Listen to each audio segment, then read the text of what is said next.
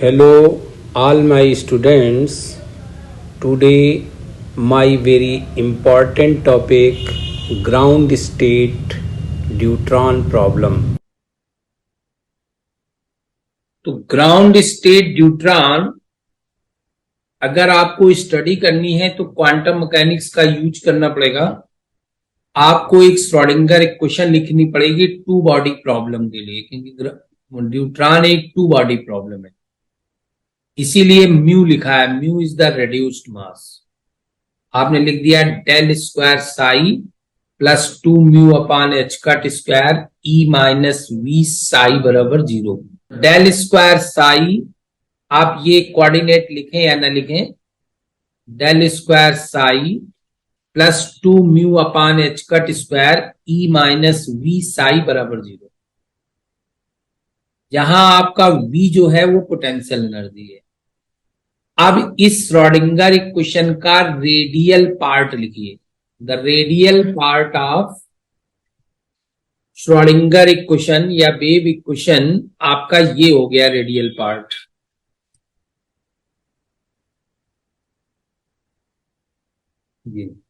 d2 psi upon dr2 plus 2 by R D psi upon dr plus 2 mu upon H cut square E minus V R minus L L plus 1 H cut square upon 2 mu R square psi R बराबर 0।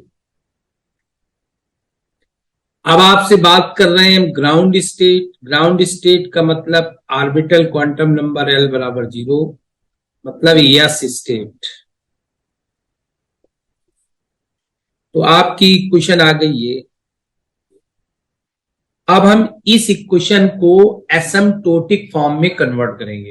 Asymptotic form का मतलब होता है are अगर increase करेगा तो wave function आपका 0 जाएगा। आर टेंड्स टू इंफिनिटी, शाई आर टेंड्स टू 0। ऐसा एसिम्प्टोटिक फॉर्म होता है तो हम इसको एक नया वेव फंक्शन मानते हैं, यू आर अपान आर। मतलब यू आर हम वेव फंक्शन एक नया मान लेते हैं, यू आर अपान आर। अब जब आप इसको डिफ्रेंशिएट करोगे एक बार, तो एक बार आपका कितना आ जाएगा, D psi upon D R 1 by R D U upon D R 1 by R square U R U, ये आ जाएगा।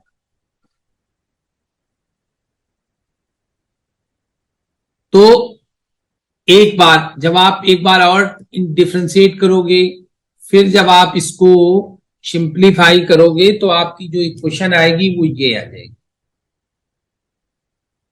वो रिड्यूस्ड मास है, उसकी वैल्यू हो जाती है m/2, क्योंकि दोनों सेम पार्टिकल हैं। सेम पार्टिकल का रिड्यूस्ड मास पार्टिकल के मास का आधा होता है। ये हमारा हो गया Schrodinger equation of hydrogen atom. तो ये आपका आया d2ur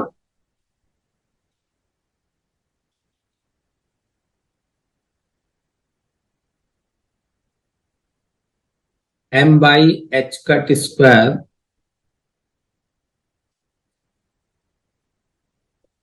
0। अब जब तक हम पोटेंशियल के बारे में हमको नहीं पता होगा तब तक हम श्रोडिंगर इक्वेशन को सॉल्व नहीं कर पाएंगे, और जब पोटेंशियल मुझे पता होगा तब हम श्रोडिंगर इक्वेशन सॉल्व कर पाते हैं। तो जो हमारा पोटेंशियल होगा वो स्क्वायर बेल पोटेंशियल होगा। स्क्वायर बेल पोटेंशियल क्या होता है, v बराबर 0, v बराबर माइनस वी नॉट,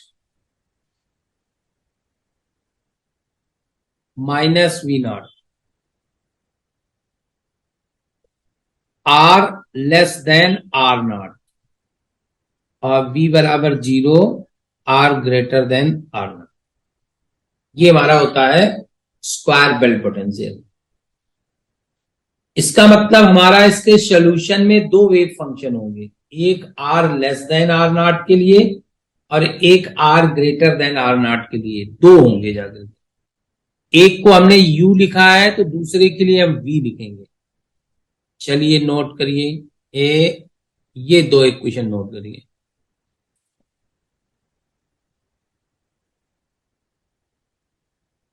एक इक्वेशन ये नोट करिए जिसका पोटेंशियल 0 है,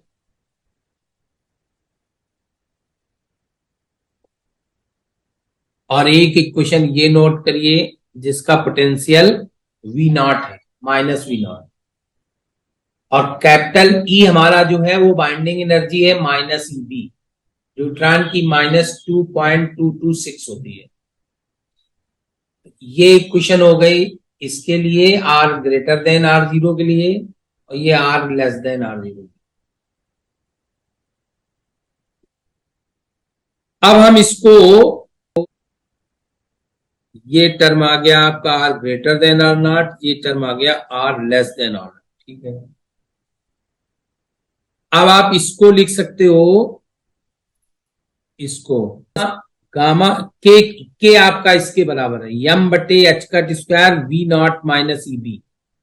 ये हो गया यू, और ये भी यू माना है, दोनों में सेम वेव फंक्शन माना है, U U V naught minus E B को, तो ये हो गया, और ये हमारा गामा स्क्वायर वाली ये होगी। दोनों के सॉल्यूशन, एक में बीच में माइनस है तो जिसमें बीच में माइनस है उसका एक्सपोनेंशियल सॉल्यूशन आएगा, और जिसका बीच में प्लस है उसका साइन कॉस में आएगा।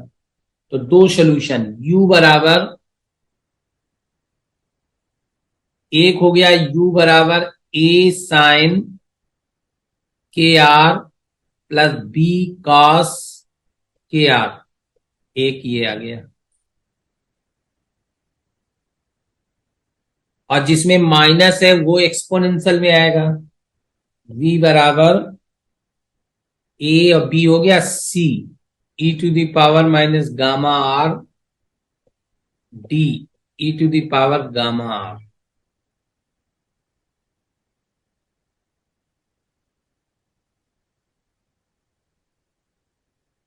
आप देखिए r tends to infinity wave function vanishes, property r tends to infinity wave function vanishes, मतलब v टेंड्स टू 0। तो बताइए इसमें आप जब अप्लाई करोगे तो क्या आ जाएगा, 0 c e to the power minus infinity e to the power infinity. e to the power infinity infinity होता है, e to the power minus infinity 0 होता है। ये टर्म तो 0 हो गया, और ये टर्म कितना बचा, 0 प्लस डी इंटू इंफिनिटी। आप बताइए आपको राइट हैंड साइड 0 तभी आ सकता है जब इंफिनिटी में किसी टर्म का मल्टीप्लाई किया जाए वो 0 आ जाए। इसका मतलब 0 ही एक ऐसा टर्म है कि इनफाइनाइट में मल्टीप्लाई करके 0 कर देता है। इसका मतलब ये d की वैल्यू हर हालत में 0 होनी चाहिए। ये कंडीशन लग गई, 0 हो गया, tends to 0 r tends to infinity.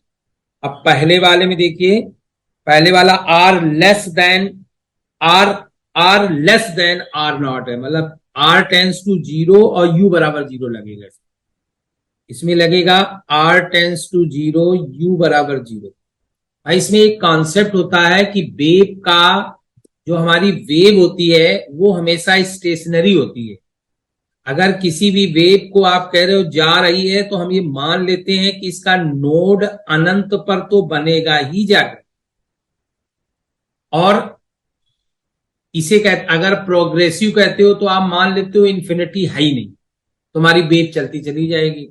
लेकिन अगर आप कहो कि वेव का कहीं ना कहीं तो अंतिम पॉइंट होगा, जहां भी अंतिम पॉइंट होगा वहां उसका नोड बनेगा जाकर, और जहां शुरुआत पॉइंट होगा वहां नोड बनेगा। इसका मतलब शुरुआत कहां है, r टेंस टू 0 नोड बनेगा, अंत कहां है, r tends to infinity node बनेगा। नोड का मतलब डिस्प्लेसमेंट 0, मतलब वेव फंक्शन 0। एक कंडीशन लगाइए, r टेंस टू 0, u बराबर 0। u चूंकि r छोटी वैल्यू पर है और v आपका r बड़ी वैल्यू पर है, तो r की छोटी वैल्यू कितनी हो सकती है? 0। r की बड़ी वैल्यू कितनी हो सकती है? इन्फिनिटी। तो इसमें लगाओ r is equal to 0, u is equal to 0। तो u बराबर a साइन 0 0, b कॉस 0 1, इसका मतलब b बराबर 0। तो a बराबर 0 आ गया, b बराबर 0 आ गया और d बराबर 0 आ गया। अब आपके दो बचे जाकर के, आपका u क्या बचा? a साइन के आर, और v क्या बचा? A B C E to the power minus gamma, ये बचा। अब एक कंडीशन है बाउंड्री पर। बाउंड्री कहां है? आर, देखिए आपकी boundary R less than R naught, R greater than R not. तो बाउंड्री कहां पर है? आर नॉट पर। तो एट आर बराबर आर नॉट दो कंडीशन लगेगी कंटिन्यूअस के लिए, u बराबर v and du by D R, ये दो कंडीशन लगे। इन दोनों को मिला करके एक कंडीशन होती है, उसे कहते हैं logarithmic condition. 1 by U D U by D R, R is equal to R not, ये होता है 1 by U D U by D R, मतलब is equal to 1 by V D V by D R. ये चाहे आप दो अलग अलग लगा दीजिए, u बराबर v लगा दीजिए, एक समीकरण बन जाएगा, और एक समीकरण बन जाएगा डी यू बटे डी आर बराबर डी वी बटे डी आर, आर बराबर आर नॉट। या आप डायरेक्ट ये लगा दीजिए, हम इसको डायरेक्ट लगाते हैं, क्या आएगा? 1 upon A sign K R not, और डी यू बटे डी आर कितना आ जाएगा? ए के कॉस के आर नॉट बराबर 1 by V C E to the power minus gamma R not, और D V by D R minus gamma C E to the power minus gamma R not.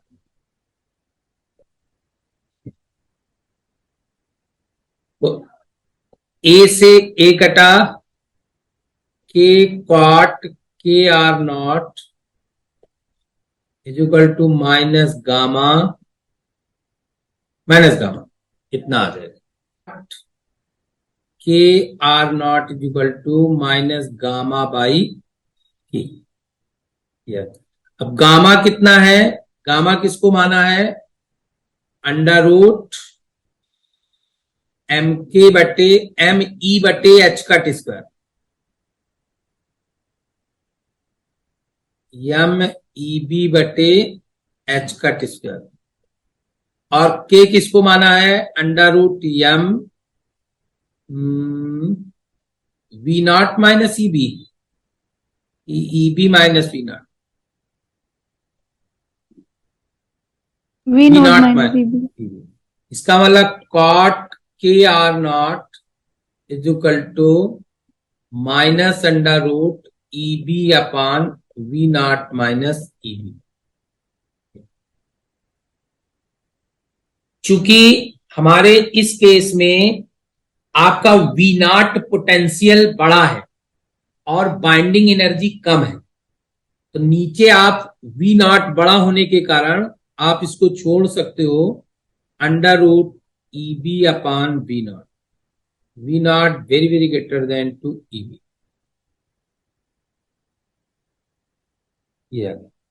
तो cot K R not is small and negative, and therefore मतलब किस पर depend कर रहा है?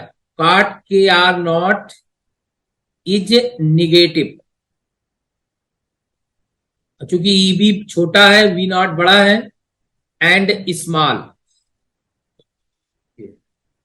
इसलिए के आर नॉट की सबसे छोटी वैल्यू आपको कंसीडर करनी पड़ेगी।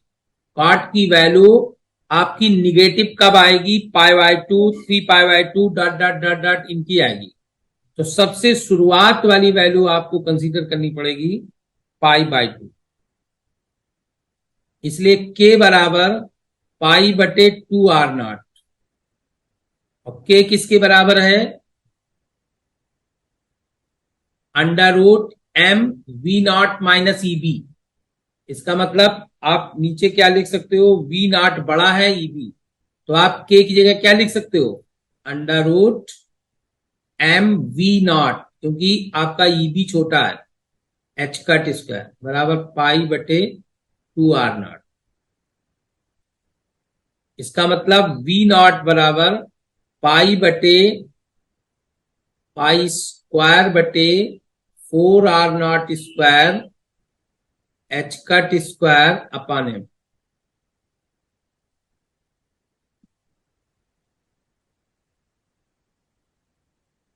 तो अब आप नोट्स में आ जाइए, क्योंकि हम लगभग एंड पर हो गए हैं। ये कैलकुलेशन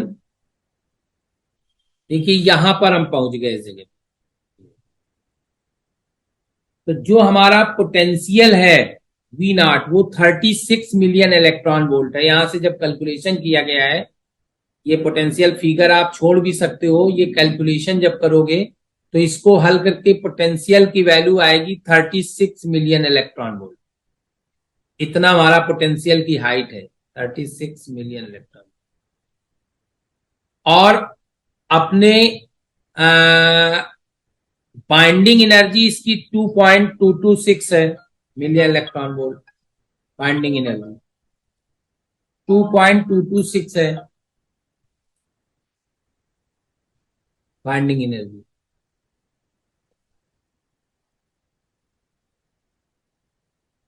अब देखिए वो किस कूप में है जिसकी गहराई बहुत ज्यादा है, मतलब 2.36 मिलियन इलेक्ट्रॉन वोल्ट, और उसकी अपनी एनर्जी केवल 2.226 मिलियन इलेक्ट्रॉन वोल्ट है।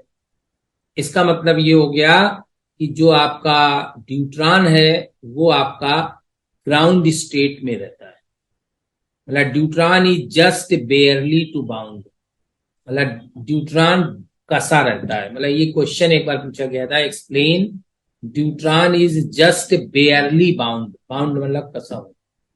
तो ये चीज एक इसका एक्सप्लेनेशन है कि ड्यूट्रॉन इज जस्ट बेयरली बाउंड, मतलब बाउंड पोजीशन पर रहता है। तो ये टॉपिक कंप्लीट होता है।